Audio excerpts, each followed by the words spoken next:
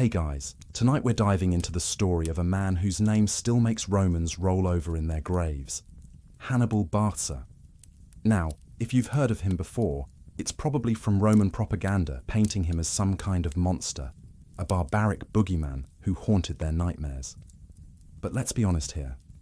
That's like getting your dating advice from your ex's new partner. Not exactly reliable. The real Hannibal?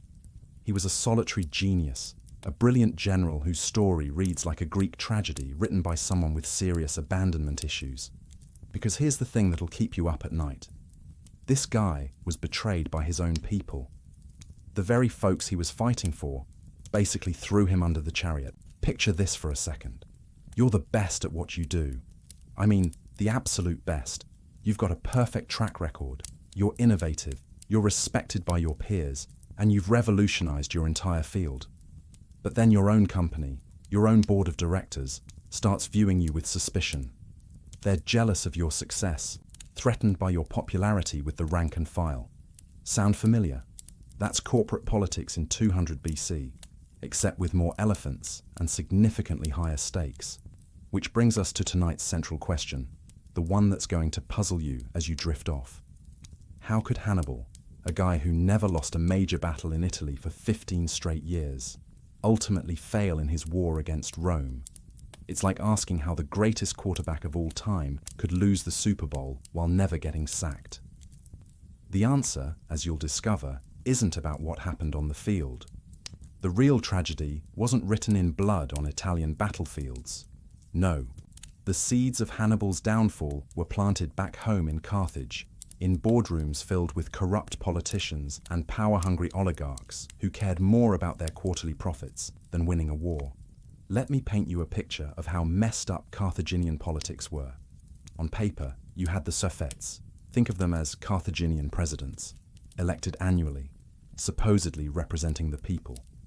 But the real power, that belonged to the order of judges, about 104 wealthy men who held their positions for life. Imagine if your HOA board never had elections and controlled the entire city budget.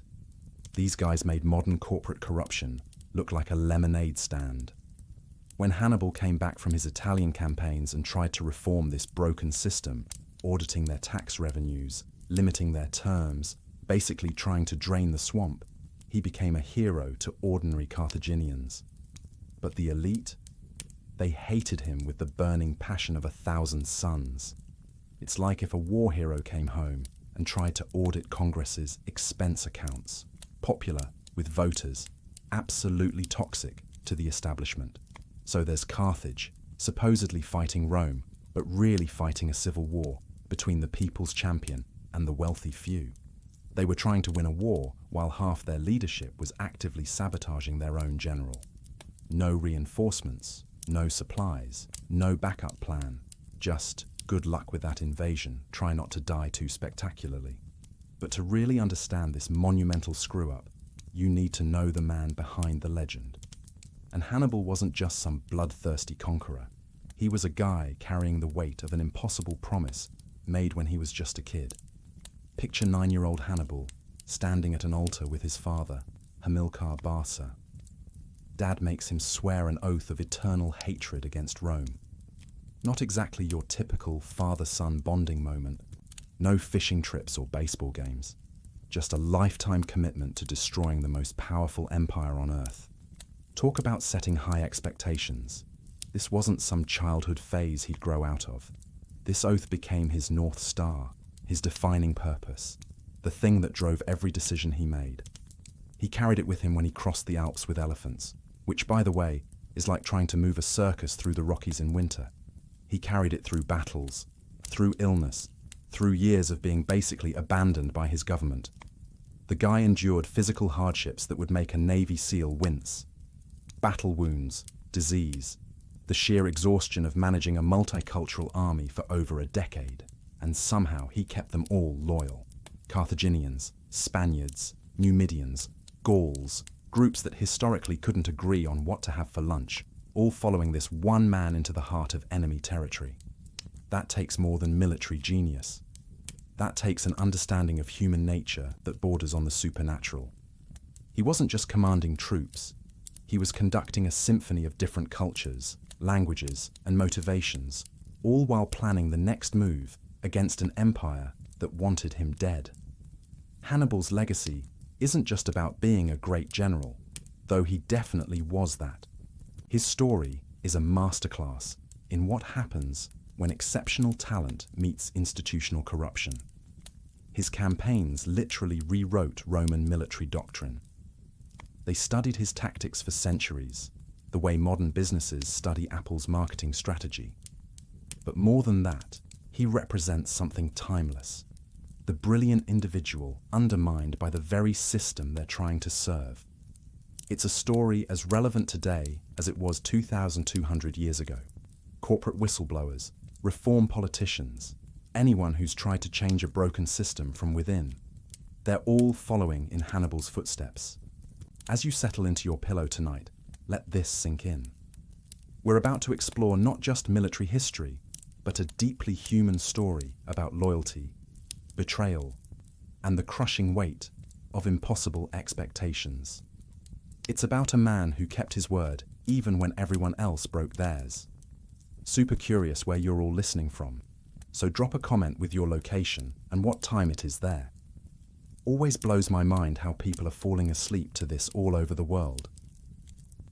Our journey begins now, stepping into the childhood of Hannibal, where a solemn oath laid the foundation for a lifelong and impossible promise. We're stepping into the childhood of a boy who got dealt one hell of a hand, and I want you to picture this scene because it's going to stick with you. You're 9 years old. 9.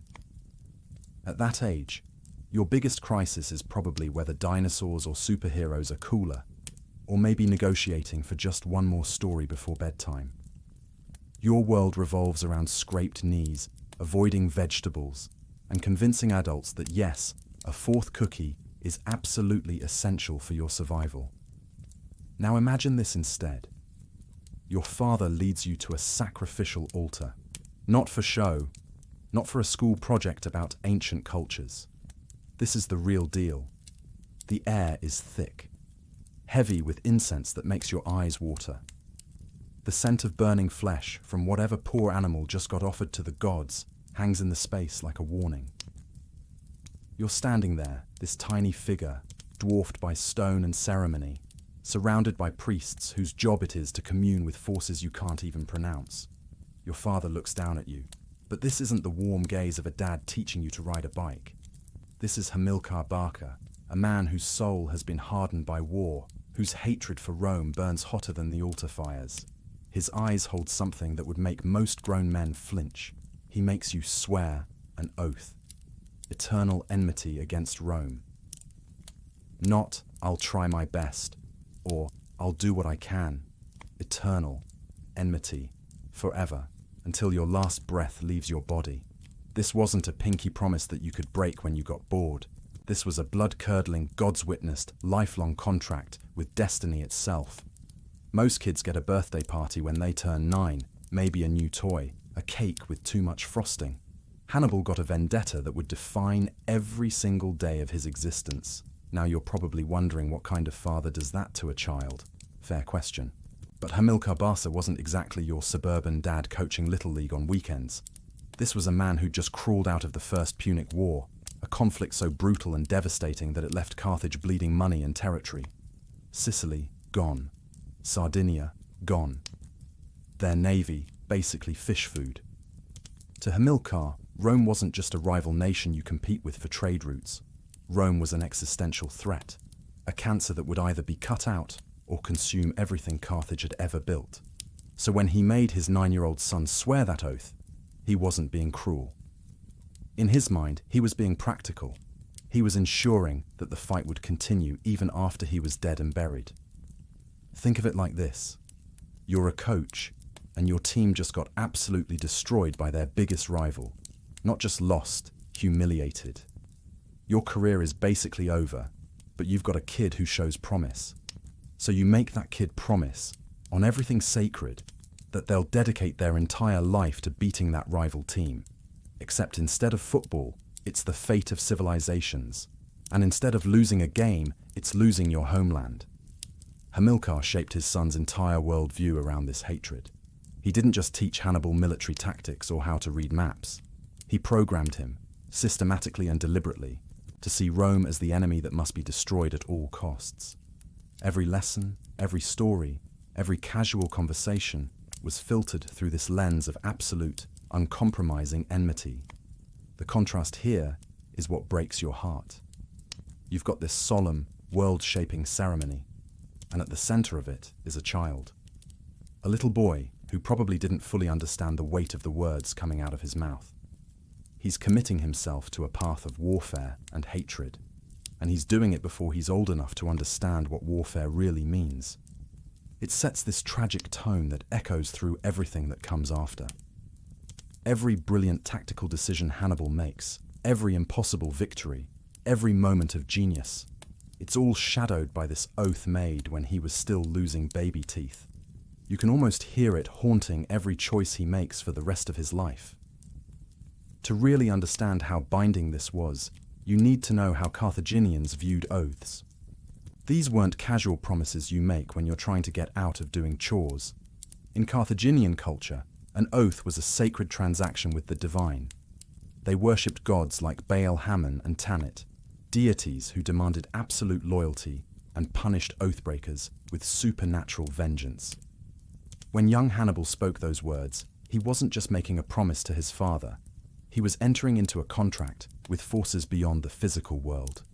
Breaking that oath wasn't just disappointing Dad. It was inviting divine retribution that could follow you into the afterlife. These ceremonies typically involved sacrifices, usually animals, sometimes more. The blood, the incense, the formal religious language. It was all designed to make the oath as binding and terrifying as possible. You're essentially making a deal with the gods themselves. And the gods, in Carthaginian belief, had very long memories and very creative punishments.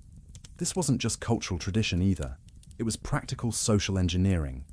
In a world where your word was literally your bond, where contracts were enforced by fear of divine punishment rather than lawyers, oaths like this kept society functioning. They reinforced loyalty, commitment, and social cohesion through sheer terror of supernatural consequences. So when 9-year-old Hannibal swore eternal enmity against Rome, he wasn't just promising his father. He was binding his soul to a purpose that would follow him across continents, through decades of warfare and into the history books. This oath became the foundation of everything Hannibal did. Not just a motivator, but his North Star, his guiding principle, the thing that explained every audacious move he made. It pushed him to attempt feats that seemed impossible, like hauling elephants across the Alps in winter. It drove his relentless campaigns in Italy, where his tactical genius turned Roman legions into study material for future military academies. His entire approach to warfare was shaped by this childhood promise. The emphasis on surprise, on deception, on bold moves that left enemies scrambling to react, all of it traced back to that moment at the altar. He wasn't just fighting battles, he was fulfilling a sacred obligation made when he was barely old enough to tie his own sandals. Even when everything started falling apart, when Carthage's support dried up and his allies began abandoning him, Hannibal's oath remained. While politicians back home played their games and counted their coins, he stayed in Italy, outnumbered and out-resourced, because a promise made to the gods isn't something you can just walk away from when it becomes inconvenient. It's a powerful reminder of how a single moment in childhood can shape an entire life. How the promises we make, or have made for us, can echo through decades. And in Hannibal's case, it set him on a path toward both unparalleled military glory and ultimately, the kind of tragic isolation that makes even victory taste like ashes.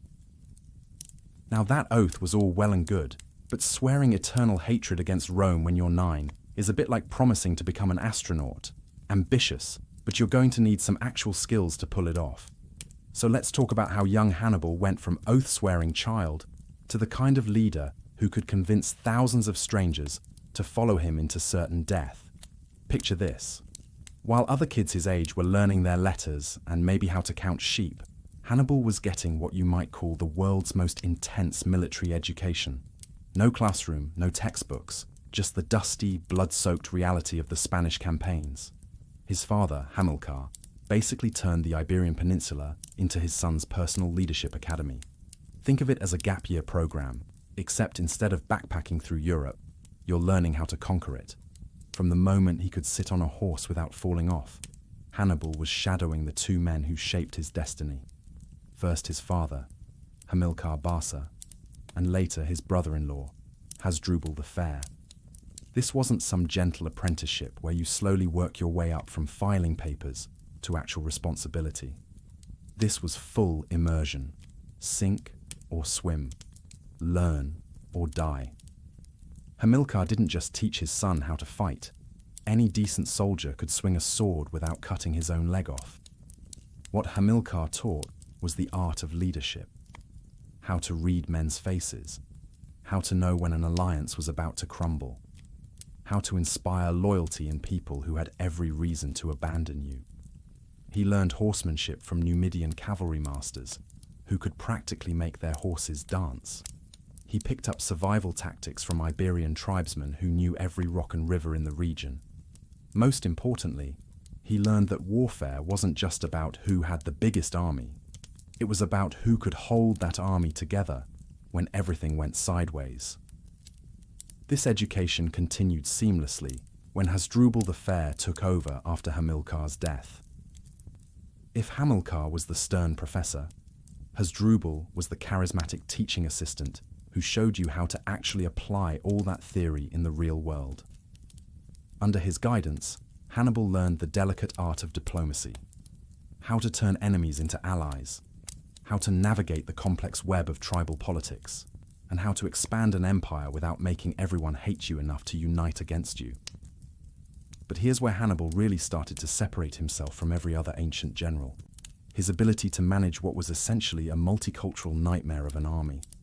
When you think of ancient military forces, you probably picture neat rows of identical soldiers, all from the same place, speaking the same language, fighting the same way. Hannibal's army was like trying to run a startup with employees from 12 different countries, none of whom had ever worked together before. His forces were a patchwork of Iberians, Celtiberians, Lusitanians, Balearic slingers, Gallic warriors, and Numidian cavalry. These weren't professional soldiers with standardized training. Many were mercenaries fighting for pay. Others were tribal allies with their own agendas. And some were probably just there for the adventure and the chance to loot Roman cities. It was like managing a team where half the people spoke different languages. Everyone had different ideas about how things should work, and they all carried weapons. Somehow, Hannibal made it work. And not just work. He made them into a cohesive fighting force that would terrorize Rome for over a decade. How do you do that? Well, it turns out Hannibal had a management style that modern HR departments would probably call radical authentic leadership, except with more potential for death. First, he genuinely cared about his troops. Not in a corporate, we're all family here way, but in a, I will literally share my last piece of bread with you way. He learned their languages, not just the important words like charge and retreat, but enough to actually have conversations. He understood their customs, respected their fighting traditions, and made sure their unique skills were valued rather than suppressed. When his Balearic slingers could take out a Roman officer at 100 paces, he didn't try to turn them into heavy infantry. When his Numidian cavalry could harass enemy formations all day without taking casualties, he didn't stick them in the battle line. He built his tactics around what his people did best, rather than forcing them to conform to some abstract ideal of how an army should work. More importantly, he shared their hardships.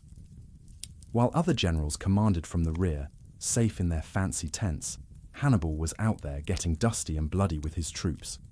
He ate the same food, slept on the same ground, and faced the same dangers. When supplies ran low, he went hungry too. When the weather was miserable, he was just as cold and wet as everyone else. This created something rare in the ancient world, an army loyal to their general rather than their government. These men weren't fighting for Carthage. Most of them had never even seen Carthage. They weren't fighting for abstract political goals or religious ideology. They were fighting for Hannibal, personally, because he'd earned their respect and loyalty through years of shared hardship and mutual trust. Think about it this way. Imagine you're working for a company, but instead of getting your paycheck from corporate headquarters, your immediate boss is the one who fights to get you raises, covers for you when you make mistakes, and actually remembers your birthday. When that company inevitably screws you over, who are you going to stay loyal to? The faceless executives or the boss who had your back? That's exactly what happened with Hannibal's army.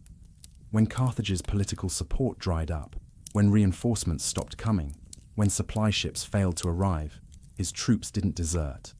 They stayed with him because their loyalty was personal, not institutional. Meanwhile, Spain itself was becoming Carthage's secret weapon. After getting thoroughly humiliated in the First Punic War, Carthage needed a new power base, somewhere they could rebuild their strength without Rome breathing down their necks. Spain was perfect, far enough away to operate independently, rich enough to fund a major military build-up, and populated with enough warriors to create a whole new army. The silver mines alone were like hitting the ancient world's lottery. The wealth flowing out of places like Tartessos funded everything: weapons, wages, supplies, and all the infrastructure needed to support a major military operation. Spain wasn't just a conquest, it was an investment strategy. But Spain also provided something even more valuable than silver: people. The Iberian Peninsula was full of tribes who'd been fighting each other for centuries. They knew how to fight, they were tough as nails, and they had their own reasons to dislike Rome's growing influence in the region. For Hannibal, it was like having access to the world's largest recruiting pool of experienced soldiers. Carthage established key strongholds like New Carthage and Gades, creating a network of bases that could support extended operations. These weren't just military outposts. They were complete logistical hubs with shipyards, armories, training facilities, and supply depots. Everything you'd need to launch a major campaign against your worst enemy. From Rome's perspective, this was probably concerning but not immediately threatening. Spain was far away. The Pyrenees formed a natural barrier, and surely no one would be crazy enough to try marching an army from Spain to Italy, right? The genius of the whole operation was how it flew under Rome's radar until it was too late.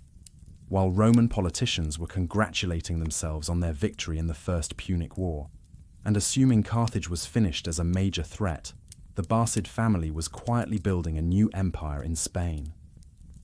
By the time Rome realized what was happening, Hannibal had already forged his weapon, a loyal, experienced, multicultural army ready to follow him anywhere, even to places no sane person would consider going, like, say, across the Alps in winter with a bunch of elephants.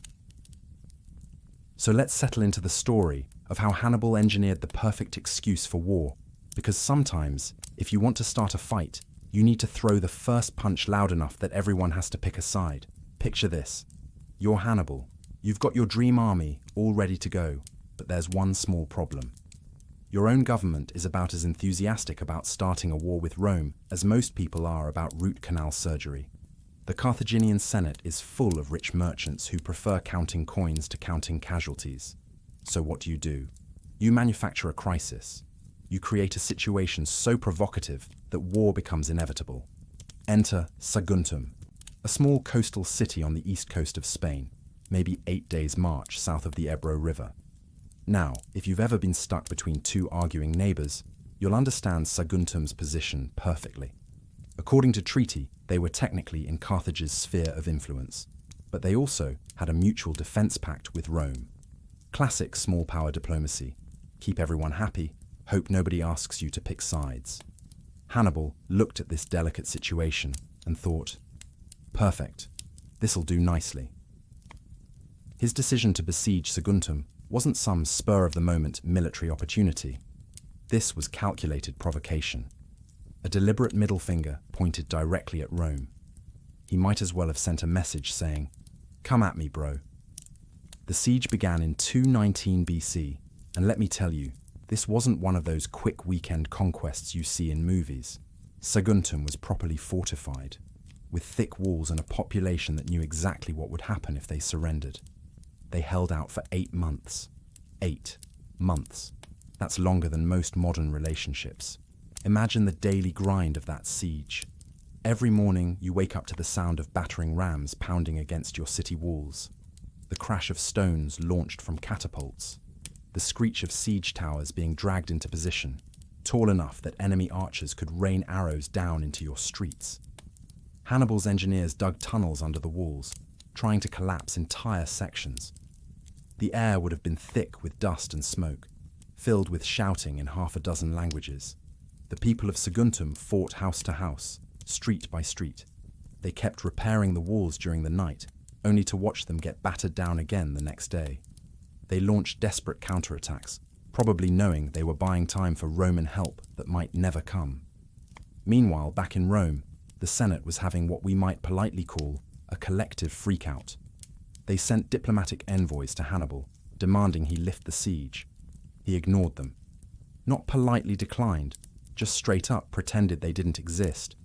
It's like getting someone's voicemail, except the voicemail is a guy with elephants who's actively destroying your ally. So Rome tried a different approach.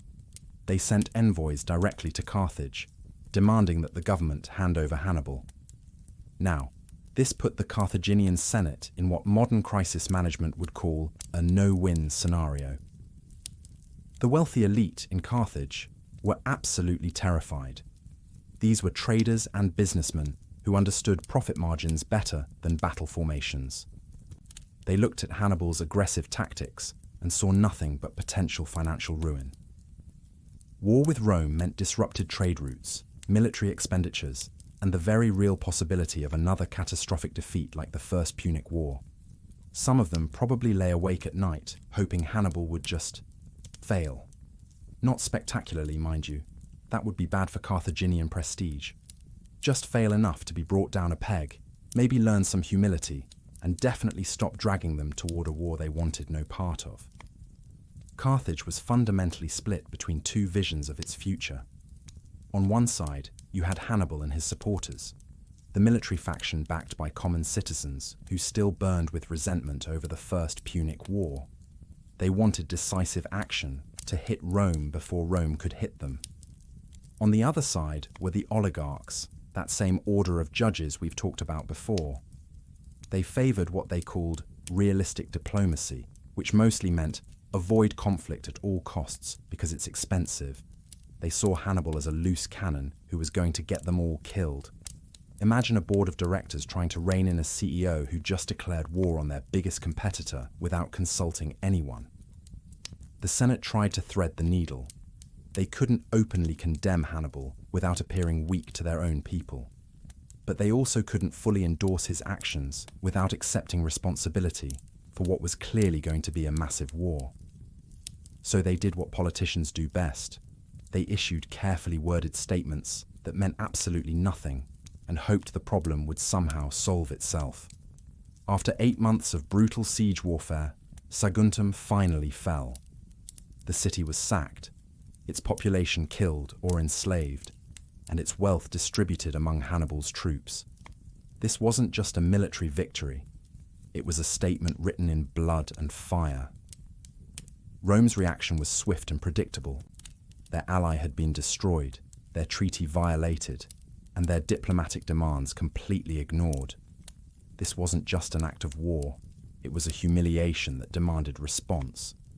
The Roman Senate gathered in emergency session, probably with a lot of shouting and table pounding. The Roman envoys who returned to Carthage for one final diplomatic mission carried what amounted to an ultimatum. They dramatically held up a fold of their toga and announced that it contained either war or peace. Carthage could choose. When the Carthaginian Senate responded with something like, "You decide," the Romans shook out the fold and declared it would be war. And just like that, the Second Punic War began. Not because of some grand geopolitical necessity or resource conflict, but because a young general decided to honor an oath he'd made as a child by engineering the perfect crisis. Hannibal didn't wait for war to find him. He created it, shaped it, and set its terms. By the time Rome realized what was happening, the die was already cast. The spark had been lit, and the Mediterranean world was about to burn. So there you have it. War declared, lines drawn, Mediterranean world holding its breath. Now, if you're Rome, you're probably thinking this is going to play out like a typical ancient conflict. Maybe some naval skirmishes, perhaps a land campaign in Spain. Definitely nothing too surprising. After all, you've got the strongest navy, the best fortifications, and you're fighting on familiar terms. But Hannibal? He's about to do something so audacious, so completely bonkers, that it makes bungee jumping look like a reasonable hobby choice. He's going to cross the Alps, with elephants, in winter. Let that sink in for a moment. The Alps aren't some gentle hiking trail with scenic overlooks and gift shops. These are jagged, unforgiving mountains that would make a mountain goat think twice. Peaks that disappear into clouds, passes so narrow you could reach out and touch both sides, and weather that can go from pleasant to deadly faster than you can say, I should have stayed home. And Hannibal looks at this natural fortress and thinks, perfect. Let's haul about 90,000 men, 12,000 horses, countless pack animals, and, oh yeah, 37 war elephants over that mess. It's the kind of logistical nightmare that would make a modern supply chain manager weep into their spreadsheets. The strategic brilliance here is undeniable, though probably best appreciated from a safe distance. Rome's entire defensive strategy was built around controlling the sea and defending predictable land routes. They'd learned their lesson from the First Punic War about naval warfare, so they were ready for ships. They had fortifications along expected invasion routes, so they were ready for armies coming from obvious directions. But nobody, and I mean nobody, expected someone to show up via the scenic route through hell's own mountain range. It's like planning for burglars to come through your front door and then having them rappel through your bedroom skylight. Rome's defenses were pointing in all the wrong directions, because who would be crazy enough to attempt the impossible? Hannibal's plan was to hit them where they couldn't conceive of being hit, bypass all their carefully constructed defenses, pop up in northern Italy like the world's most terrifying surprise party, and immediately start recruiting from the Gallic tribes who had their own issues with Roman rule. It was shock and awe before the phrase existed. The actual journey reads like a survival horror story written by someone with a particularly cruel imagination. Picture this. You're trudging up narrow mountain paths where a single misstep means a very long, very final fall. The air is thin enough that just breathing becomes work. The temperature swings from uncomfortably cold to life-threateningly frigid without warning. And you're doing all this while trying to keep war elephants moving forward. These aren't cute zoo elephants who perform tricks for peanuts. These are massive, increasingly panicked animals who've never seen snow, can't understand why it's so cold, and are starting to have serious doubts about this whole adventure. The weather was relentless. Blizzards would roll in without warning, turning the already treacherous paths into ice-slicked death traps. Avalanches could bury entire sections of the column in seconds, and just when you thought Mother Nature was done testing you, she'd throw in a bit more misery for good measure. But wait, there's more. Because apparently crossing the Alps wasn't challenging enough, the local mountain tribes decided to add their own special welcome. Groups like the Allobroges weren't exactly thrilled about a massive foreign army tramping through their neighborhood. They'd launch surprise attacks, rolling boulders down onto the marching columns like some twisted ancient version of bowling. These weren't organized battles where you could prepare and plan. These were sudden, terrifying ambushes, where rocks the size of cars would come crashing down from above. Warriors would appear from nowhere, pick off stragglers, and disappear back into the mountains before anyone could respond effectively. In the middle of this absolute nightmare, Hannibal had to keep his army from completely falling apart. This wasn't a parade ground where you could maintain perfect formation. This was a desperate struggle for survival, where men were dying from cold, exhaustion, and sheer terror. And yet somehow, Hannibal held them together. He wasn't commanding from some comfortable tent in the rear. He was right there at the front, personally scouting the most dangerous passes, sharing the same miserable conditions as his troops. When morale started cracking, he'd give speeches that somehow convinced freezing, terrified soldiers that what they were doing was not only possible, but glorious. There's a famous story about how they encountered a massive rock slide that completely blocked their path. Any reasonable person would have turned around and found another route. Hannibal ordered his men to build huge fires against the rocks, then douse them with vinegar to crack the stone. It probably didn't work exactly as described, but the point stands. This was a leader who refused to accept impossible as an answer. The psychological impact of this crossing went far beyond military strategy. For his own troops, it proved that Hannibal could literally move mountains if necessary. These men had followed him through what should have been certain death and emerged victorious on the other side. That kind of shared trauma and triumph creates a bond stronger than any military discipline. For Rome, it was pure psychological warfare. Hannibal wasn't just announcing his arrival, he was announcing that the normal rules didn't apply to him. He was the kind of enemy who would find a way to attack you even when it should be impossible. The very fact that he brought elephants, creatures most Romans had only heard about in stories, added an almost mythical terror to his presence. By the time Hannibal's army finally staggered down into the Po Valley, they were utterly transformed. They'd started as a large, well-equipped force of about 90,000 infantry and 12,000 cavalry. What emerged was a smaller group, maybe 20,000 infantry and 4,000 cavalry, but they'd been forged into something extraordinary through shared hardship. Most of the elephants didn't make it. The cold, the terrain, and the sheer stress killed all but a handful. But they'd served their purpose. The psychological impact of their presence, even briefly, was immense. The army that descended into Italy wasn't the same one that had started the journey. These weren't just soldiers anymore, they were survivors of an impossible feat. They'd crossed the Alps because Hannibal said they could, and now they were ready to follow him anywhere. Rome, meanwhile, was about to discover that their worst nightmare had just become reality. Hannibal had kept his childhood promise in the most spectacular way possible. He was in Italy, with an army loyal beyond reason, and he was ready to remind Rome exactly why they should have taken that oath more seriously. Now picture this scene. You're a Roman sentry, probably hoping for a quiet posting, maybe thinking about what's for dinner, when suddenly this battered army emerges from the mountains like something out of a fever dream.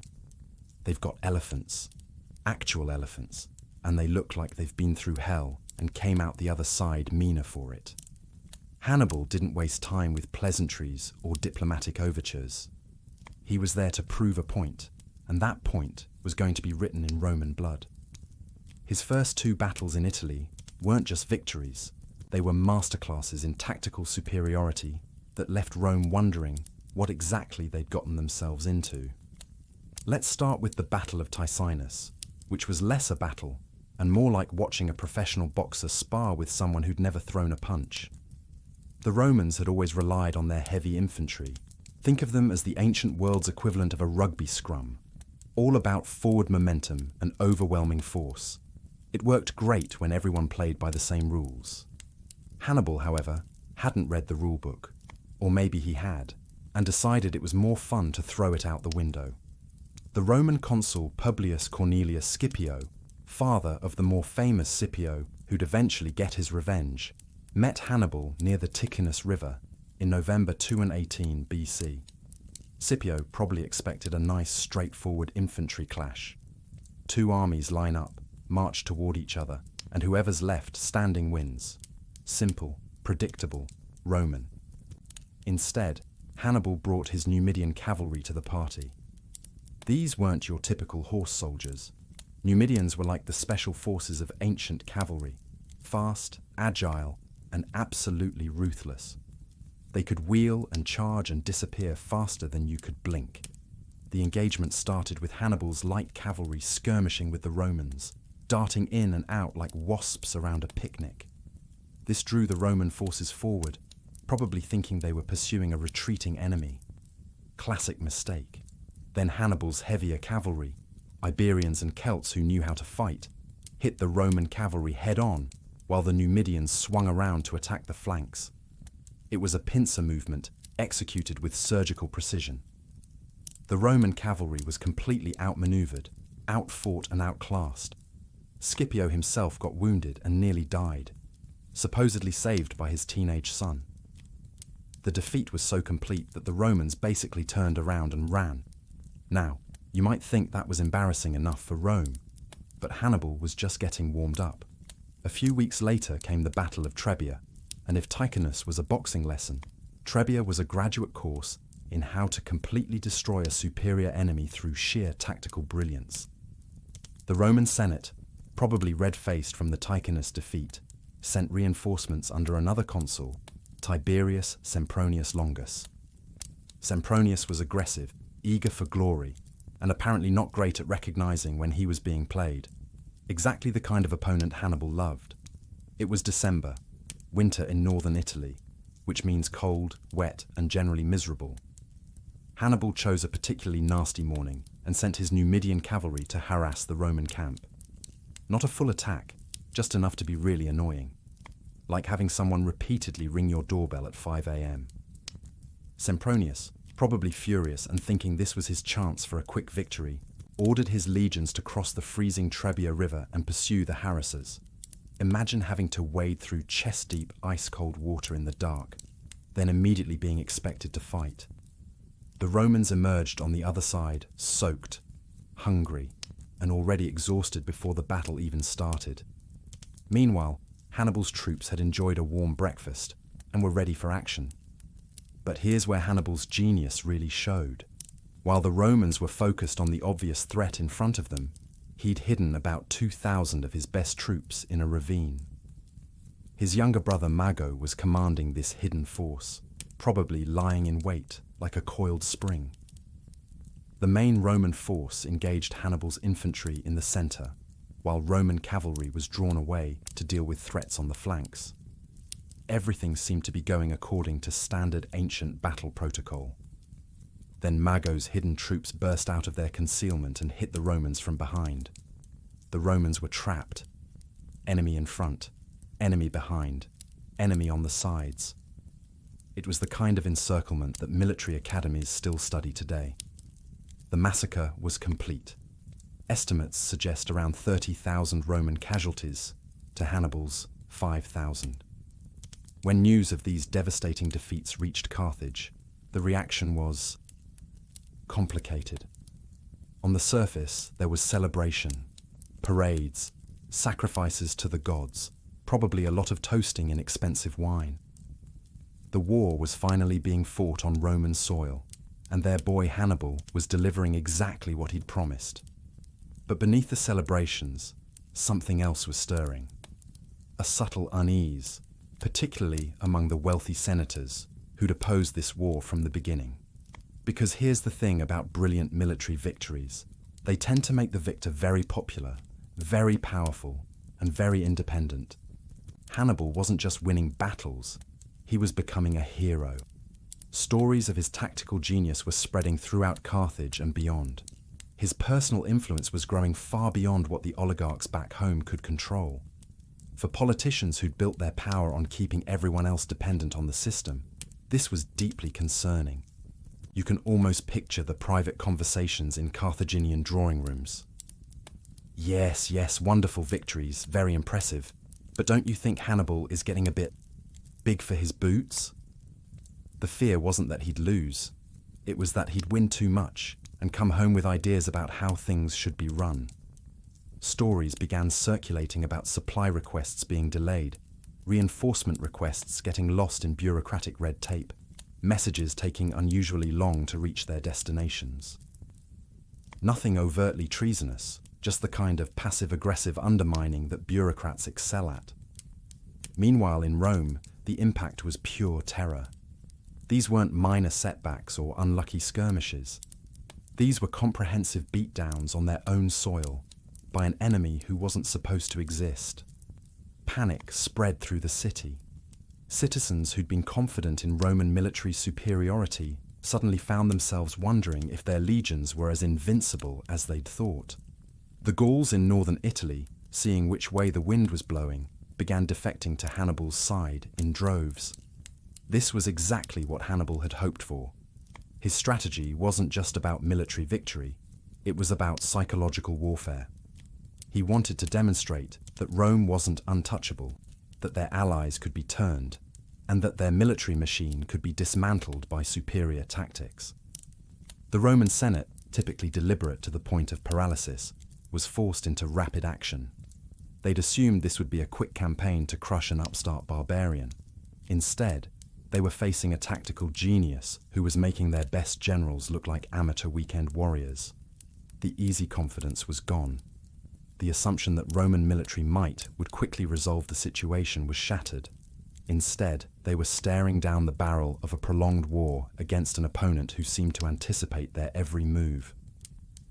Hannibal had announced his arrival in the most emphatic way possible. He was in Italy, he was winning, and Rome was about to learn exactly what that childhood oath meant. Now, you'd think after getting thoroughly schooled twice, Rome might have learned something about this Hannibal fellow, maybe developed some healthy respect for his tactical abilities. Perhaps considered that charging headfirst into battle wasn't the optimal strategy against a guy who'd just crossed the Alps with elephants. But no, because apparently learning from mistakes is for people who don't have a massive ego and an empire to maintain.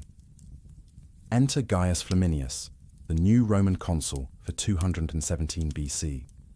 Flaminius was what you might call a populist politician, loved by the masses, distrusted by the elite, and absolutely convinced that previous commanders had failed through excessive caution rather than insufficient aggression. He looked at Hannibal's victories and thought, "Those other guys were just cowards. I'll show this barbarian how real Romans fight." Hannibal, meanwhile, was probably thinking, "Oh good, another one who thinks he can outthink me through sheer confidence." The setup for what became the Battle of Lake Trasimene reads like a masterclass in psychological manipulation. Hannibal deliberately marched his army through marshy, difficult terrain, seemingly exposing his flanks and making himself vulnerable to attack. It was like walking through a dark alley while conspicuously counting a wad of cash, obvious bait for anyone stupid enough to take it. Flaminius, predictably, took it. Picture the setting for a moment. Lake Trasimene in Etruria, early morning in June.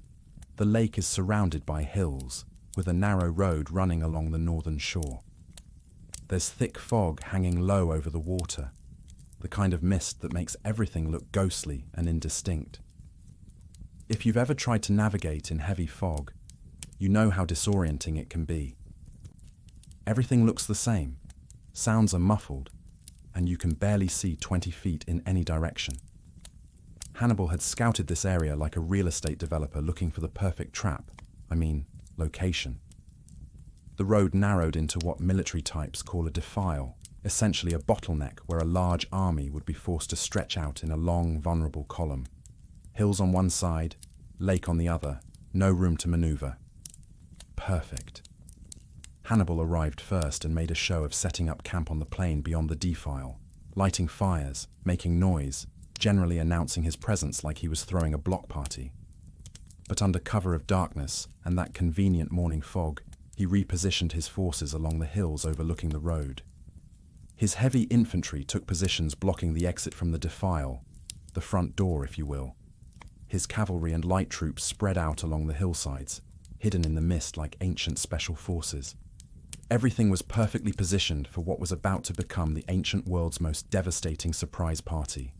Flaminius woke up that morning, saw Hannibal's campfires through the fog, and probably thought something like, "Excellent, he's right there, practically gift-wrapped for me," without bothering with reconnaissance, because why scout when you can just charge? He ordered his entire army to march through that narrow defile. Imagine being a Roman legionary in that column. You're marching in thick fog, probably can't see much beyond the guy in front of you. The road is narrow, so you're all bunched up. armor clanking, breathing heavily in the humid air.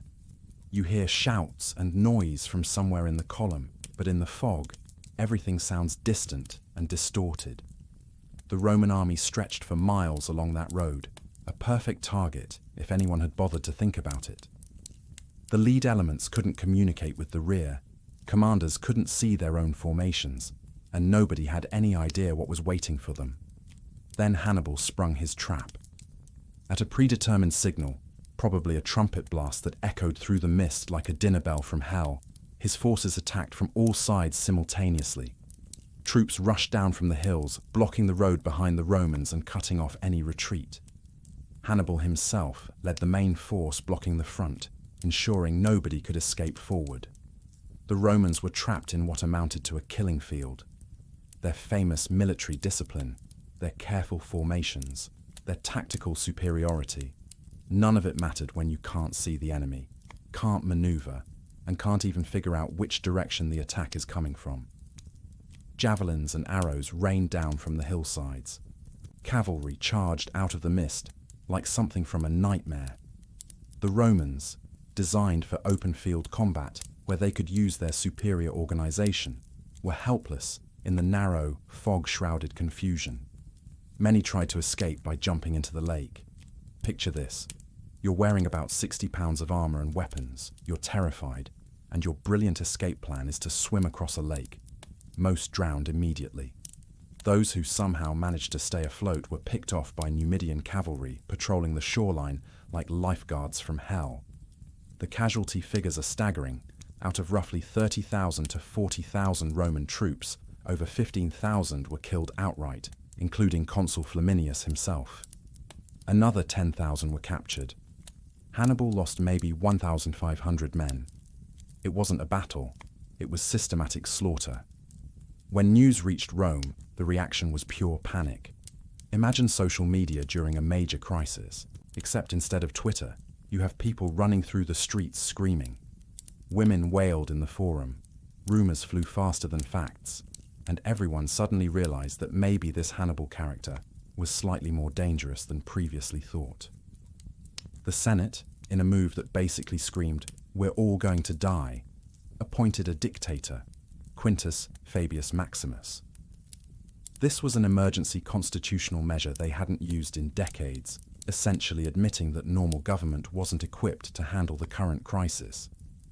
Fabius would earn the nickname Cunctator, the delayer, for his strategy of avoiding direct confrontation with Hannibal, which was probably the first sensible military decision Rome had made since this whole thing started. Meanwhile, Hannibal sent messages back to Carthage. He'd just delivered another crushing victory, demonstrated his tactical genius beyond any doubt, and was poised to potentially end Roman power in the Mediterranean. Surely now the Senate would send the reinforcements and supplies he needed to finish the job. The response? Crickets. Actually, worse than crickets. The Carthaginian Senate, still more concerned with domestic politics than winning the war, essentially ignored his requests. These weren't just bureaucratic delays or logistical problems. This was deliberate neglect born of fear and jealousy. You see, Hannibal's victories were making him dangerously popular back home.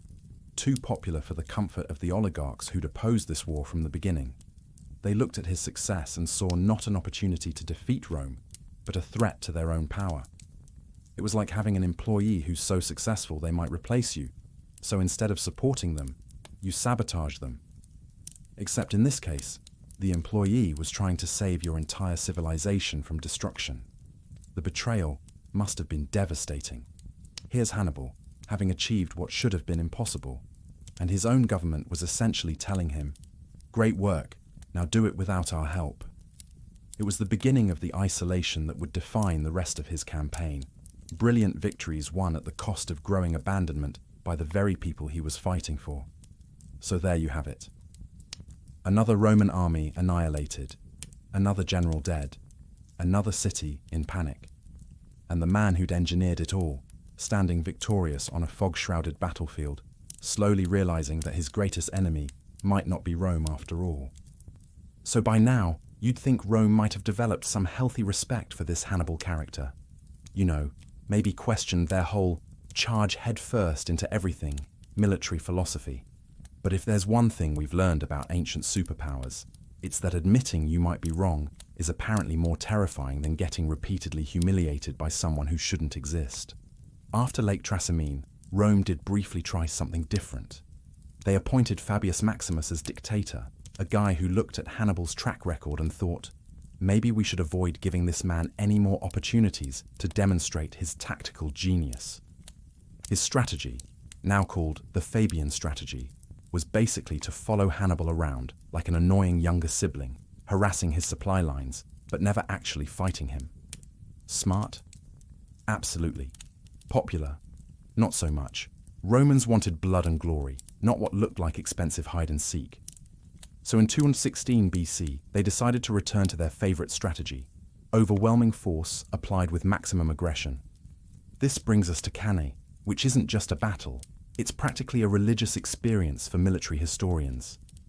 If you want to understand what tactical perfection looks like, this is your case study. Rome went all in. They raised the largest army in their history, combining forces under two consuls, Lucius Aemilius Paulus and Gaius Terentius Varro. We're talking roughly 80,000 infantry and 6,000 cavalry. Hannibal had maybe 50,000 men total, with 10,000 cavalry. Rome had the numbers. Rome had the confidence. Rome was about to learn a very expensive lesson about the difference between quantity and quality. The armies met on a flat plain near the village of Cannae in southeastern Italy. Hannibal chose this location specifically because flat ground favored his superior cavalry. It's like choosing to play basketball in a gym instead of a parking lot. You want every advantage you can get. The Romans deployed in their standard formation, but deeper, much deeper. They were essentially creating a human battering ram designed to punch through Hannibal's center through sheer mass. It was a reasonable plan, the kind that had worked for them countless times before. Hannibal, however, had other ideas. He arranged his army in a crescent shape, with his weakest troops, Gauls and Iberians, forming the bulging center. His veteran African infantry stayed back on the flanks, while his cavalry took the wings. To the Romans, it probably looked like a standard defensive formation, nothing too alarming. The battle opened with skirmishers doing their thing. Then the Roman legions advanced. They hit Hannibal's center hard, and exactly as planned, those weaker troops began giving ground. The Romans pushed forward, probably thinking they were winning, that they were finally breaking Hannibal's famous army. As they advanced deeper into what was becoming a concave formation, their own ranks compressed. Imagine trying to push through a narrow doorway. Everyone bunches up, loses formation, gets in each other's way. The Romans were so focused on pursuing what looked like a retreat that they didn't notice their flanks becoming increasingly exposed. That's when Hannibal sprang his trap. His cavalry on both wings smashed through their Roman counterparts, then wheeled around behind the advancing legions. Meanwhile, those veteran African troops who'd been waiting patiently on the flanks came forward, hitting the compressed Roman formation from the sides. The result was a double envelopment, military speak for being completely surrounded with nowhere to run. The Romans found themselves trapped in what amounted to a death pocket, attacked from all directions simultaneously. Picture being in that Roman formation. You're packed so tightly you can barely move your arms. The dust is choking, the noise deafening. You can't see what's happening because there are bodies everywhere, but you can feel the formation collapsing around you. Enemy troops are hitting you from directions that shouldn't be possible. The slaughter was systematic and complete. Of roughly 86,000 Roman troops, somewhere between 50,000 and 70,000 were killed. 2 consuls, 80 senators, and thousands of Roman citizens died that day. Hannibal lost maybe 6,000 men. It wasn't a battle, it was a massacre with tactical precision. The historian Livy recorded that Hannibal sent 3 measures of gold rings back to Carthage, rings taken from the fingers of dead Roman knights and senators. Just imagine that visual. Bushels of gold rings from some of the most powerful men in Rome, reduced to battlefield loot. When news reached Rome, the city went into collective trauma. Almost every family had lost someone. the streets filled with wailing, the forum buzzed with panic, and for the first time in their history, Romans seriously wondered if their empire might actually fall. But Rome, stubborn as ever, refused to surrender. Meanwhile, back in Carthage, you'd expect the reaction to be simple celebration, followed by immediate support for finishing the job. After all, Hannibal had just delivered the most devastating military defeat in Roman history. Surely now was the time to send everything, men, money, supplies, to end this war once and for all. But politics, especially Carthaginian politics, is never that simple. Yes, there was massive public celebration, festivals, sacrifices, parades, the works. When Hannibal's brother Mago arrived to deliver the news, he dramatically poured those 3 measures of gold rings onto the Senate floor, physical proof of the incredible victory. But the Senate's response was complicated. The hawkish faction, loyal to the Barca family, pushed hard for full support. Send everything, they argued. Now is the moment to destroy Rome forever. But Hanno the Great, leader of the opposing faction, stood up and gave what amounts to a masterclass in political obstruction. If Hannibal is truly victorious, he asked, why does he not march on Rome? His argument was that Hannibal's victories were too costly, that he was becoming dangerously powerful, that supporting him further would threaten the very oligarchy they'd worked so hard to maintain. The Senate voted to send token support. Token. After the greatest military victory in Carthaginian history, they sent what amounted to pocket change. It wasn't outright betrayal. Not yet. But it was a clear signal that the Carthaginian elite feared their own general's success more than they feared Roman revenge. They were perfectly happy to see Rome weakened, but not to see Hannibal become powerful enough to threaten their comfortable domestic arrangements. And there's the tragic irony of Cannae. Hannibal had achieved tactical perfection, delivered a victory that should have ended the war, proven beyond doubt that he was the greatest military mind of his generation. But he'd also revealed the fatal flaw in his entire campaign. You can win every battle and still lose the war if your own people won't support victory. The rings of dead Roman senators gleamed on the Senate floor, but the decision had already been made. Hannibal would continue fighting, continue winning, and continue being abandoned by the very people he was trying to save. So there's Hannibal, fresh off the greatest military victory in ancient history, standing in the aftermath of Cannae, with Rome basically gift-wrapped and ready for conquest. You'd think this would be his moment to march straight to the city gates, kick them down, and demand their surrender. Rome was in full panic mode, their army was obliterated, and their morale was somewhere around rock bottom. Instead, what happened next was the ancient world's most frustrating anticlimax, a long grinding stalemate that turned victory into a slow-motion defeat. Why didn't Hannibal just finish the job? Well, turns out even military geniuses have logistical problems. After Cannae, his army was exhausted, bloodied, and significantly smaller than when it started. But more importantly, he lacked what you need to actually capture a massive fortified city like Rome: siege equipment. Besieging Rome wasn't like storming a village. We're talking about walls that were 30 feet high in some places, defended by desperate people who knew surrender meant death or slavery. You need massive catapults, siege towers, battering rams, thousands of engineers, and, critically, a secure supply line to feed your army during what could be months of siege warfare. Hannibal had none of that. He was deep in enemy territory with an army that lived off raiding and foraging. It's like trying to conduct a complex surgery with a Swiss Army knife and a prayer. His actual strategy was more subtle. Instead of capturing Rome directly, he planned to break their alliance network, turn their Italian allies against them, and force them to negotiate peace from a position of weakness. And for a while, it worked brilliantly. Cities across southern Italy looked at Rome's humiliation and decided to switch sides. Capua, the second largest city in Italy, rolled out the welcome mat for Hannibal. But here's where things got complicated.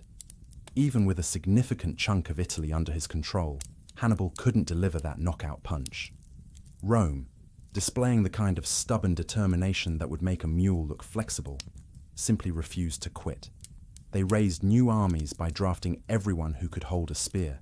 Slaves, teenagers, probably anyone who could fog a mirror.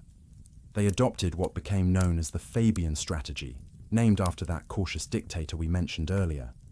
Instead of giving Hannibal the pitched battles he excelled at, they played an endless game of keep away, harassing his forces and cutting off his supplies.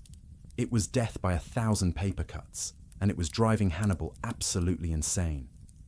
The war devolved into a campaign of attrition, which is military speak for really boring and expensive.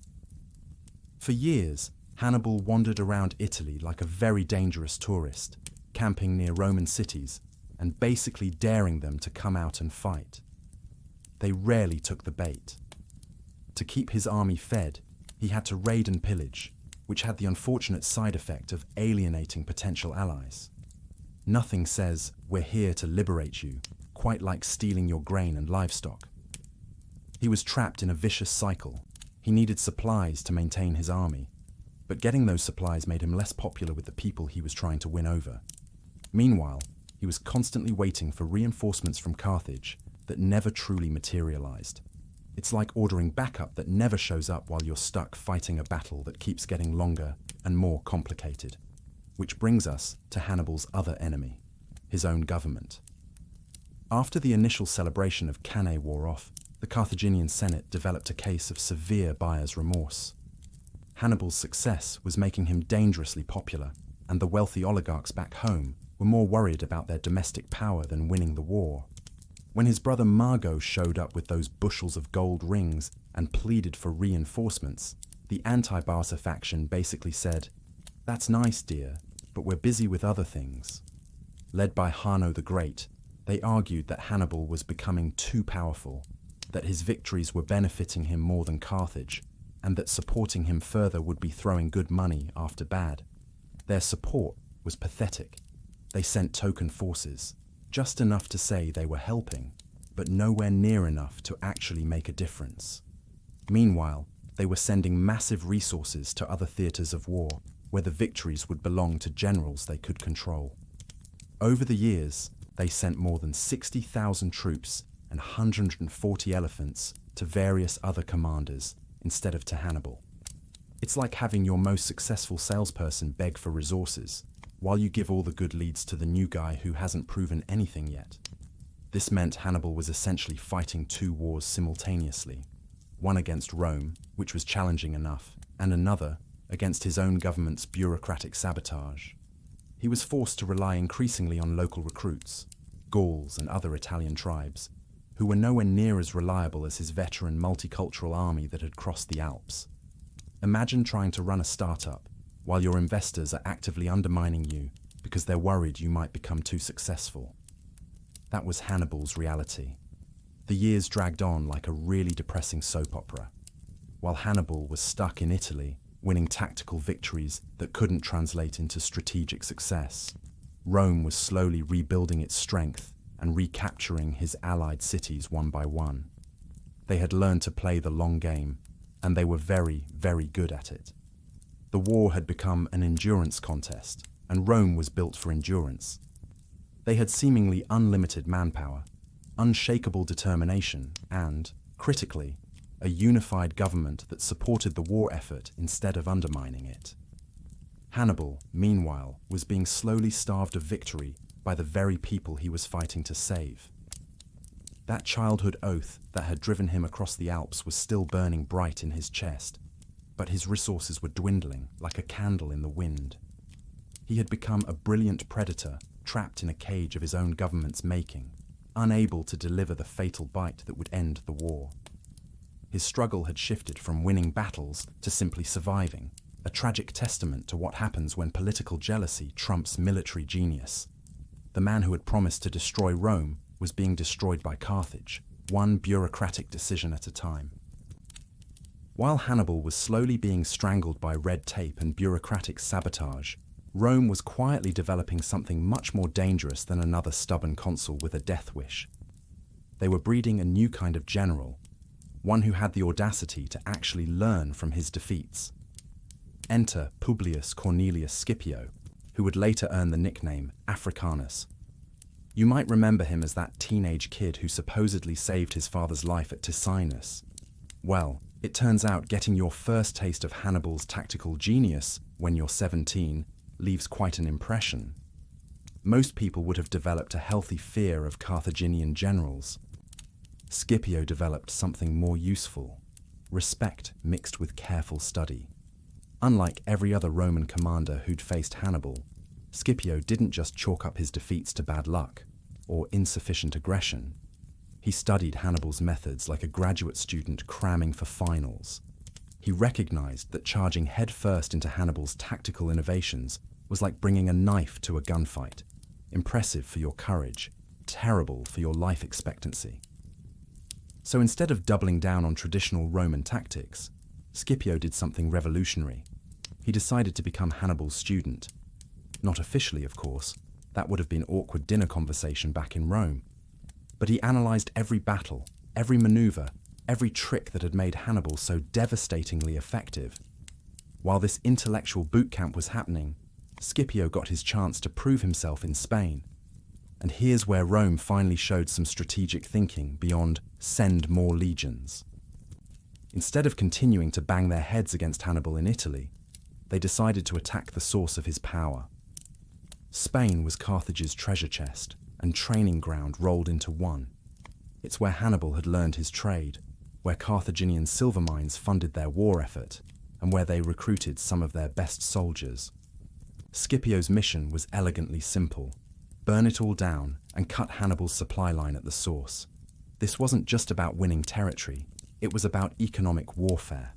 Those Spanish silver mines weren't just funding Hannibal's army, they were funding Carthage's entire war effort. Cut off the money, and suddenly maintaining armies across the Mediterranean becomes a lot more challenging. Scipio's Spanish campaign kicked off with a move so audacious, it would have made Hannibal proud. In 209 BC, he launched a surprise attack on Nova Carthago, New Carthage, the beating heart of Carthaginian power in Spain. He captured the entire city in a single day. One day. That's faster than most people take to assemble IKEA furniture. This wasn't just a military victory, it was a masterpiece of logistics and intelligence. Scipio had studied the city's defenses, identified its weaknesses, and exploited them with surgical precision. Suddenly, Rome controlled vast wealth, critical military supplies, and the most important port in Carthaginian Spain. But here's where it gets really interesting. Scipio wasn't content with just conquering territory. He started using Hannibal's own methods against Carthaginian forces. It was like watching someone learn a martial art by having it used on them repeatedly, then turning around and demonstrating perfect technique. At the Battle of Becula in 208 BC, Scipio outmaneuvered one of Hannibal's brothers, Hasdrubal, though not the same Hasdrubal we've mentioned before, because apparently Carthaginians had a limited selection of names. Scipio didn't just win, he won using tactical innovations that would have looked familiar to anyone who'd watched Hannibal work.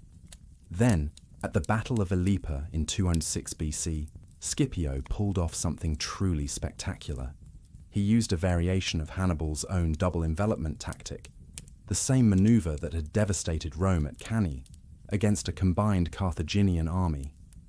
It was like watching a chess player use their opponent's favorite opening against them, except with considerably higher stakes and more blood. Think about the psychological impact of that.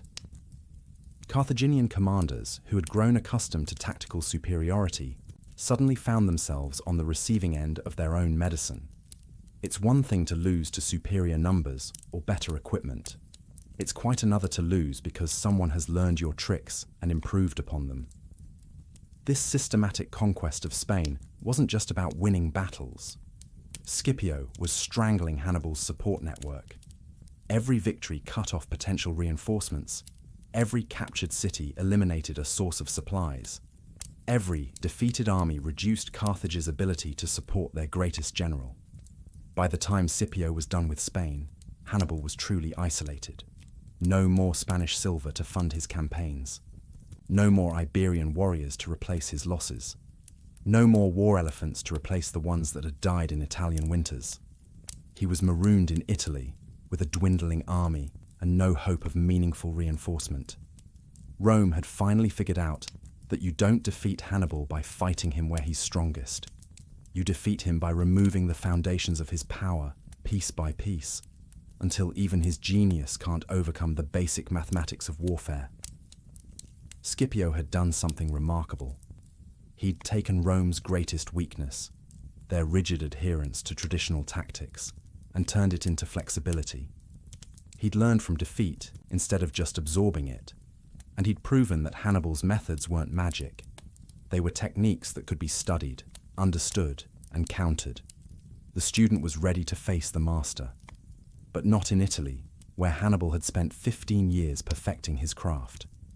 Scipio had a different plan, one that would force the final confrontation on ground of Rome's choosing.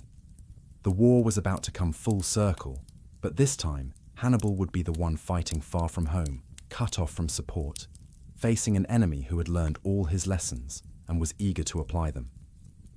While everyone was watching Hannibal's spectacular victories in Italy, Scipio was doing something far more dangerous. He was dismantling Carthage's entire support structure, piece by piece, like a very patient demolition expert. With Spain now firmly in Roman hands, Carthage had essentially been neutered. Their cash cow was gone, their recruiting grounds were gone, and their strategic ports were serving Rome instead.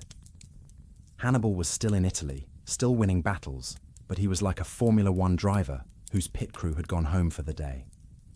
Technically still dangerous, but running on fumes. And Scipio, having thoroughly studied Hannibal's greatest hits album, was ready for his next number.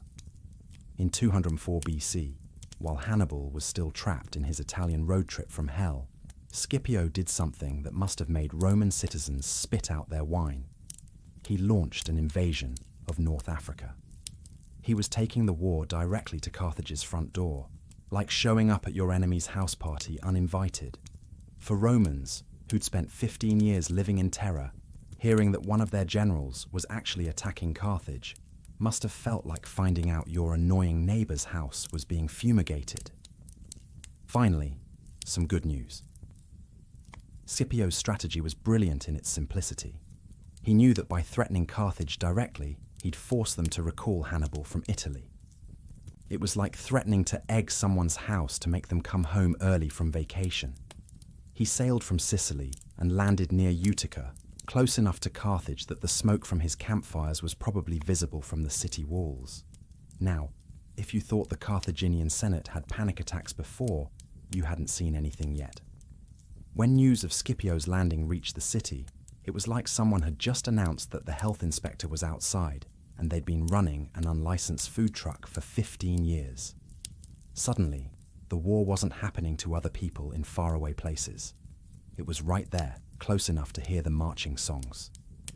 All those years of comfortable distance from the consequences of their political games were evaporating faster than water in the desert. You could practically feel the cold sweat breaking out in those marble Senate halls. For over a decade, these oligarchs had treated Hannibal's war like a distant investment portfolio, something they could ignore as long as the returns weren't affecting their daily lives. Now the market was crashing, and the creditors were at the door. The panic was immediate and comprehensive.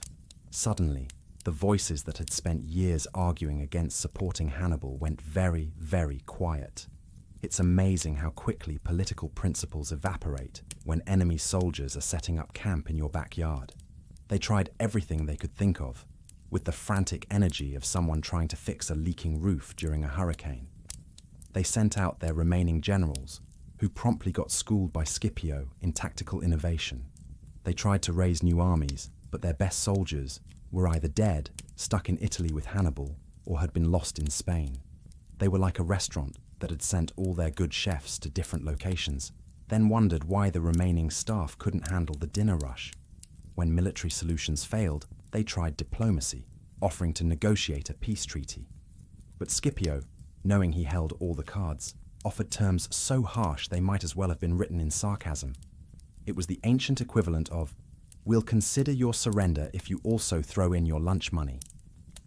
The internal political turmoil was spectacular to watch. For years, the Senate had been divided between the pro-peace faction, led by Hanno the Great, and the pro-war faction that had never quite committed to actually supporting the war. Now, with Roman legions camping in their neighborhood, these divisions exploded into full-blown crisis mode.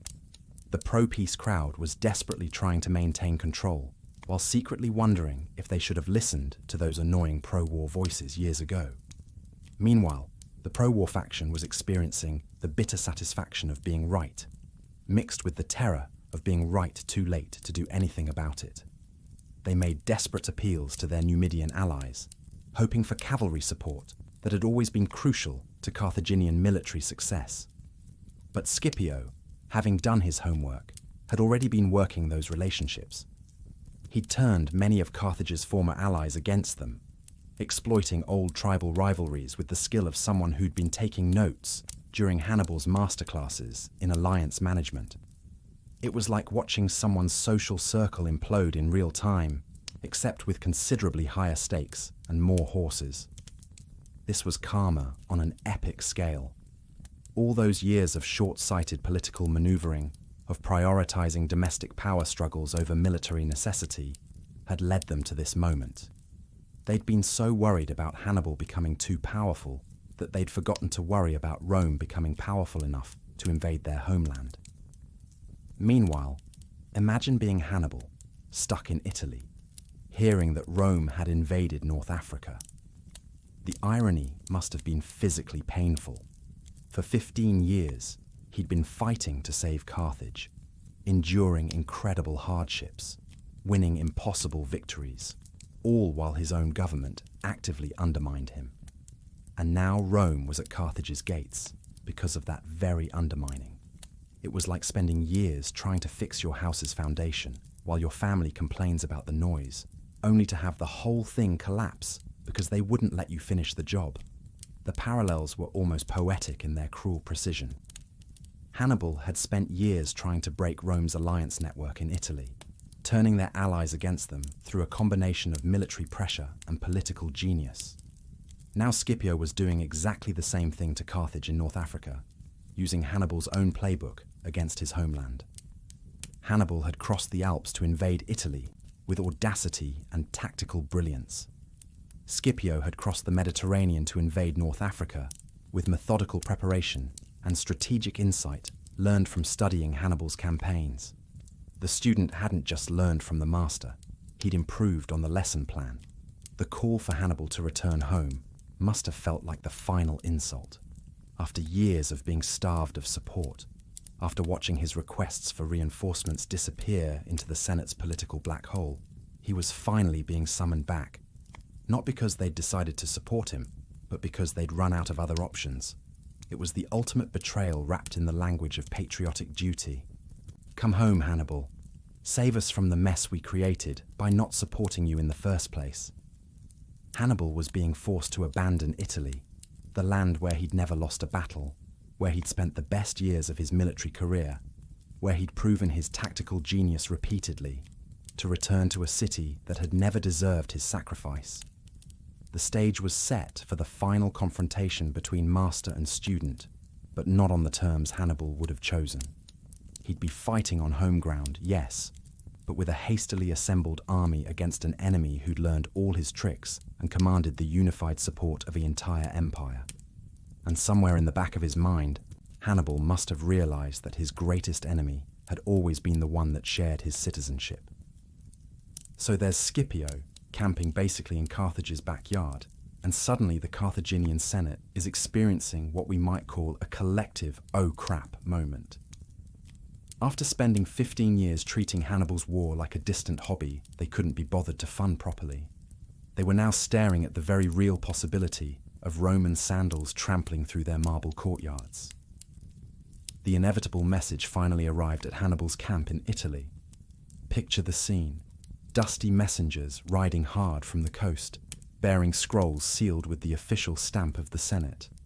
The same Senate that had spent years ignoring his requests, undermining his efforts, and generally treating him like an expensive employee they wished would just go away.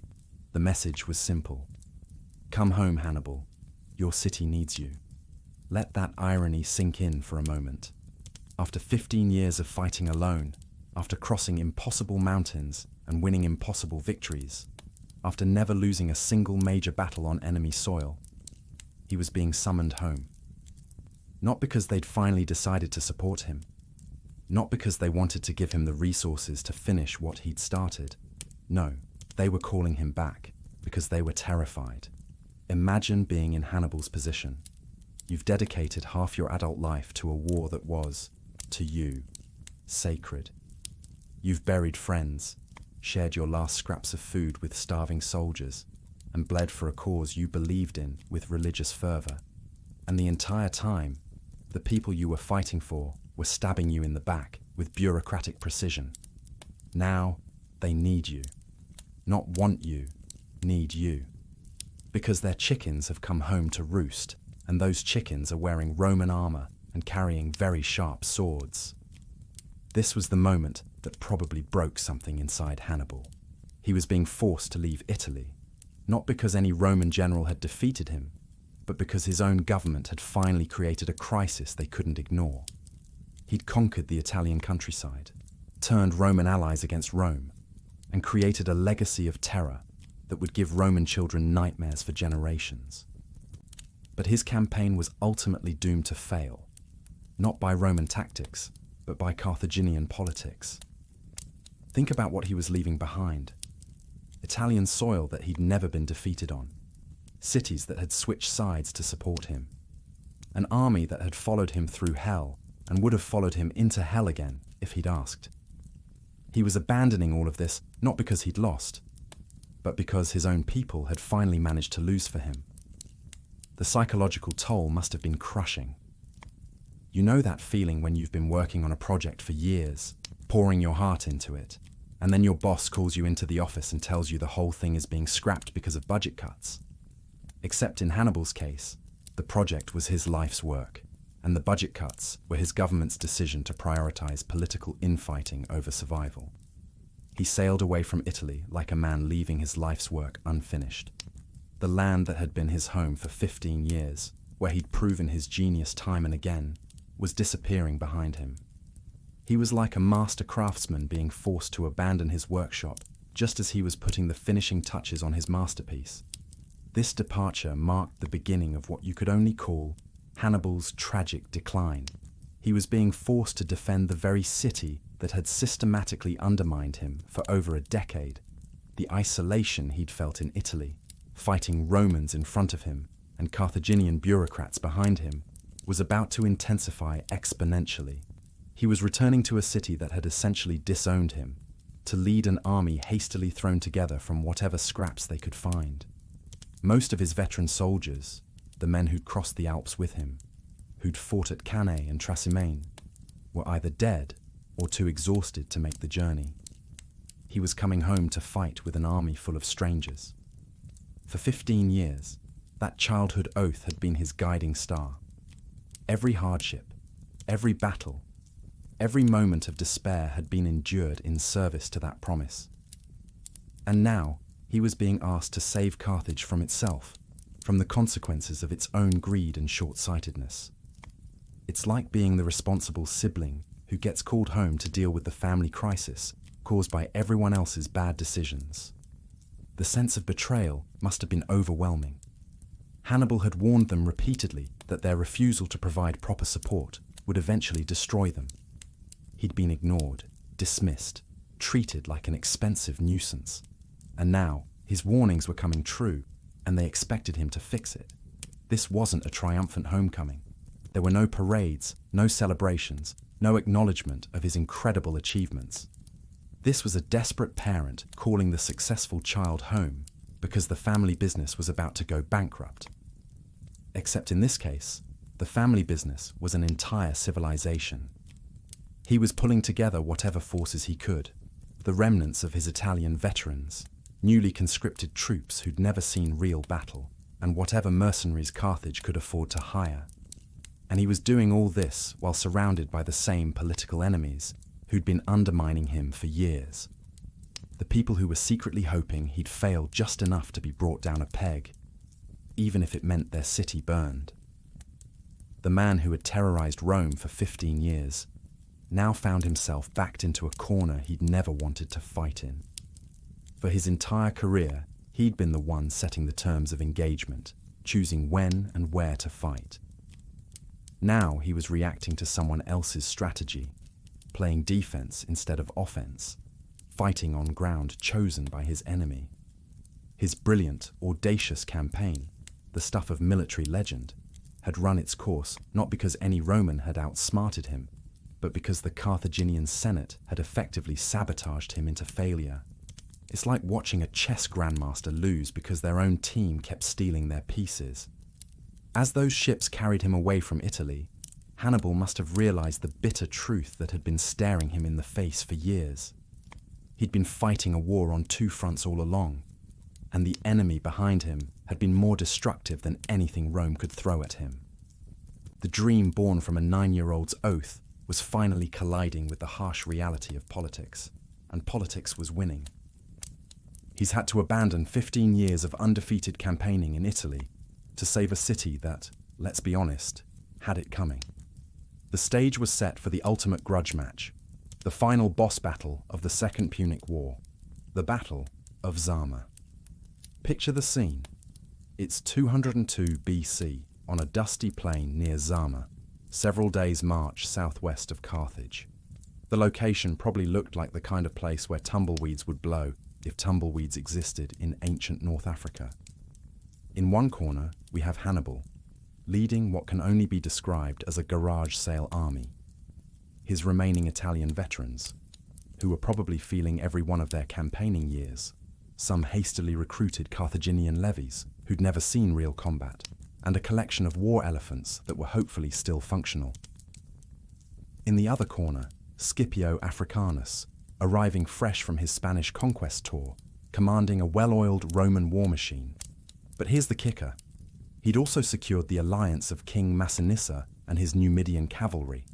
You know, the same type of cavalry that had made Hannibal virtually unstoppable for 15 years. It's like showing up to a chess match and discovering your opponent has recruited your former chess teacher. This was the ultimate role reversal. Hannibal, the master of improvisation and tactical innovation, was now the one short on resources and options. Scipio, the former student, had all the advantages: better supplies, fresher troops, and critically, superior cavalry support. It was like watching David face Goliath, except this time, David had a tank, and Goliath was armed with a slingshot. Before the battle even started, Hannibal tried to negotiate. Think about that for a moment. The man who had never lost a major battle was essentially offering to surrender before the fighting began. He met Scipio face to face in one of history's most legendary pre-battle conferences, probably acknowledging that his student had surpassed the master.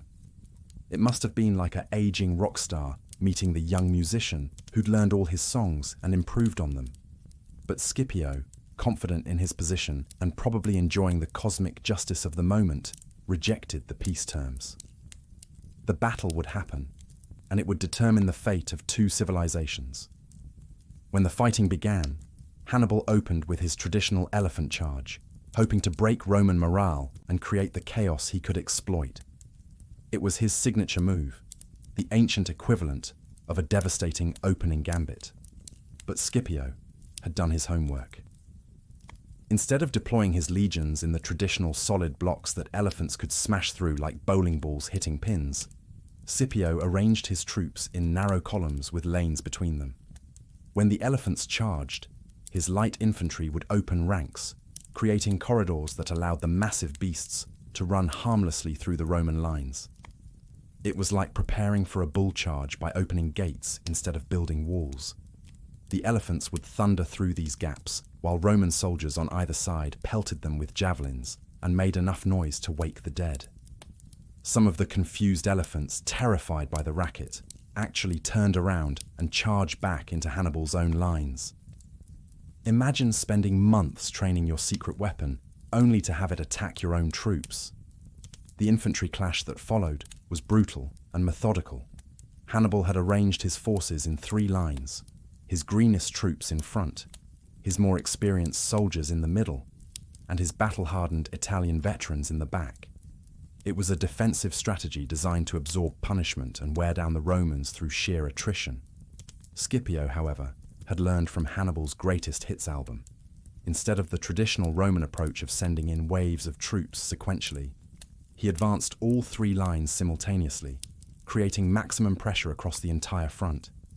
His goal wasn't just to push through, it was to outlast and eventually encircle, using Hannibal's own favorite tactics against him. The fighting was fierce and bloody. Hannibal's first two lines fought with desperate courage, but they were slowly being ground down by the disciplined, well-supplied Roman legions. His veterans held their ground admirably, but you could probably feel the desperation creeping in as the battle progressed. Then came the knockout punch, delivered by the weapon Hannibal had always prized most: cavalry. After driving off what remained of Carthaginian horse troops, Scipio's cavalry, including those crucial Numidian allies, did something tactically brilliant. Instead of pursuing the defeated enemy cavalry off the battlefield, they wheeled around and struck Hannibal's infantry from behind. It was canny in reverse. The same double envelopment that had made Hannibal famous was now being used to destroy him. His forces were caught between hammer and anvil, trapped between advancing Roman infantry and charging cavalry. It must have been like watching your own greatest achievement being played back against you in slow motion. The defeat was total and devastating. Hannibal's army was essentially annihilated, around 20,000 killed, another 20,000 captured, while Scipio lost maybe 2,500 men. It wasn't just a military defeat, it was a complete dismantling of everything Hannibal had built over his career. For the first and only time in a battle he personally commanded, Hannibal was forced to flee the field. The man who had never been defeated in Italy had finally met his match on African soil, defeated not by inferior tactics, but by his own methods turned against him. Zama wasn't just the end of a battle, it was the end of an era. It confirmed Rome's dominance over the Mediterranean world and sealed Carthage's fate. The terms that followed were brutal. Surrender the fleet, give up all overseas territories, pay crushing war reparations. Carthage was essentially neutered, reduced from a major power to a Roman client state. And for Hannibal, it marked the bitter end of a career that had been both brilliant and tragic. The student had indeed surpassed the master, and that childhood oath, the impossible promise that had driven him across mountains and through decades of warfare, was finally, irrevocably broken on the dusty plains of Zama. The greatest tactical genius of the ancient world had been defeated not by Roman superiority, but by a Roman who had learned to be more like Hannibal than Hannibal himself could manage with a hastily assembled, under-supported army. It was the ultimate irony in a story already heavy with them. The impossible promise shattered on African dust. Hannibal, the man who'd given Rome nightmares for 15 years, was finally beaten.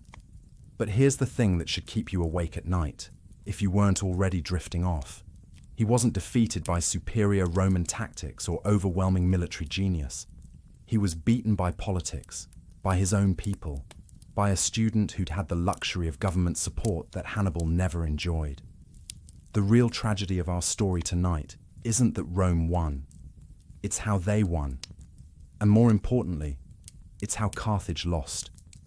See, Hannibal's defeat wasn't really military failure in any meaningful sense. The guy never lost a major battle in Italy. Never. For 15 years, he danced around Roman legions like they were traffic cones, winning engagement after engagement, despite being perpetually undersupplied and undersupported. His downfall was pure political failure, the spectacular dysfunction of a government that chose corruption over survival. Rome's victory at Zama, that triumph that ended the Second Punic War, owed as much to Carthaginian self-sabotage as it did to Scipio's tactical brilliance. Those wealthy oligarchs in the Carthaginian Senate, the same ones we've been complaining about all night, consistently chose their own bank accounts over their city's survival. They starved their greatest general of resources, delayed his reinforcements like they were trying to make him fail, and ultimately dragged him home in a panic when their chickens came home to roost. Think about the sheer scope of that betrayal. For 15 years, Hannibal was Carthage's human shield, absorbing blow after blow from Rome while fighting with one arm tied behind his back by his own government's incompetence. He pulled off impossible victories, brought the Roman Republic to the brink of collapse, and the whole time, his own Senate was more worried about his popularity than Roman revenge. It's like watching a football team lose the Super Bowl because their own front office kept trading away the star players' supporting cast out of spite. Except instead of losing a game, they lost an empire. The image of Hannibal as this brilliant man, systematically betrayed by the very people he'd sworn to protect, is one that echoes through every era of human history. You see it in corporate whistleblowers, in reformist politicians, in anyone who's tried to fix a broken system from within. He was born into a life defined by an impossible promise, dedicated every fiber of his being to that oath, only to discover that his real enemies weren't the ones he'd sworn to fight. He was a loyal son trying to honor his father's legacy, a dedicated general trying to save his homeland, a visionary leader operating within a system so corrupt it would rather see itself destroyed than reformed. His success wasn't celebrated, it was feared, because it threatened the comfortable mediocrity of the status quo. What can we learn from this whole tragic mess? Well, for starters, that military genius, no matter how brilliant, means nothing without political support. You can be the most innovative strategist in history, but if your own government is actively working against you, you're fighting with a massive handicap that no amount of tactical brilliance can overcome. It's a lesson about the corrosive power of internal divisions, how jealousy, short-sightedness, and political cowardice can undo even the most heroic efforts, how the real enemy is often the one that shares your citizenship, your flag, your supposed common cause. But it's also a testament to the incredible resilience of the human spirit. Even after Zama, even in exile, even when everyone had given up on him, Hannibal kept fighting. He wandered from court to court, offering his expertise to any king brave enough to oppose Rome. His mind stayed sharp, his dedication unwavering, his hatred of Roman expansion undimmed by defeat. Think about that for a moment. This man in his 60s, still plotting, still analyzing, still looking for ways to stick it to the empire that had destroyed his life. His entire existence was a testament to the power of purpose, even when that purpose leads to personal tragedy. Rome, meanwhile, never stopped hunting him. They sent envoys to every kingdom that offered him shelter, demanding his surrender like he was some kind of international terrorist. Because to them, Hannibal wasn't just a defeated general. He was a living symbol that their dominance could be challenged. As long as he breathed, he represented the possibility that someone, somewhere, might figure out how to beat them. The psychological impact was extraordinary. Here's an empire that controlled most of the known world, and they were still terrified of one old man with no army, no resources, and no homeland. They hunted him not for what he could do, but for what he represented. Proof that Roman invincibility was mostly marketing. His final act was typically defiant. Cornered by Roman envoys in Bithynia, facing the prospect of being dragged to Rome in chains, Hannibal chose his own ending. He took poison, but not before delivering one last verbal middle finger to his pursuers. Let us relieve the Romans from the anxiety they have so long experienced, since they think it too long to wait for an old man's death. Even in death, he was trolling them. Magnificent. And with that bitter joke, the man who terrified Rome for over 30 years was gone. But his ghost lived on in Roman nightmares, in the tactical manuals their generals studied, in the cautionary tales parents told their children about the price of arrogance. His life was a masterclass in impossible odds, unmatched genius, and the profound tragedy of being too good for your own good in a world that rewards mediocrity and punishes excellence. So as you settle deeper into sleep tonight, let this image drift through your mind. Hannibal's solitary figure, that brilliant mind forever sharp, forever analyzing, forever fighting a war against an empire that had already won. A symbol of lost potential, a reminder that some of history's greatest tragedies happen not on battlefields, but in committee rooms where small men make small decisions that doom great causes. His story whispers to us across the centuries, a poignant reminder that even the greatest among us can be undone by the very people we fight to save. Sometimes the most dangerous enemies are the ones who share your flag, your cause, and your citizenship. Sometimes the real victory is simply refusing to surrender, even when surrender is the only rational choice left. And with that, dear listener, we let Hannibal's ghost finally rest, his impossible promise echoing through the ages as both inspiration and warning, a testament to the tragic beauty of dedication in a world that rarely deserves it.